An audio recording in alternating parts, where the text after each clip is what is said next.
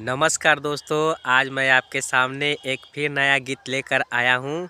मुझे विश्वास है कि आपको यह गीत ज़रूर अच्छा लगेगा। यह जो है रैप सॉन्ग है और भोजपुरी में है, बहुत ही सुंदर से सजाया गया है। अगर अच्छा लगे तो प्लीज़ लाइक ज़रूर करिएगा और शेयर करना मत भूलिएगा।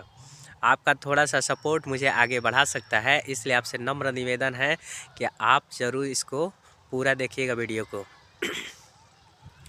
अरे देसी वाली भौजी बड़ी टॉप लगेलू, देखे में हीरोइन जैसे हॉट लगेलू। देसी वाली भौजी बड़ी टॉप लगेलू, देखे में हीरोइन जैसे हॉट लगेलू। चल तो के घुमा दी, तनी शॉपिंग करा दी, सिनेमा दिखा दी, चट छोला खिया दी।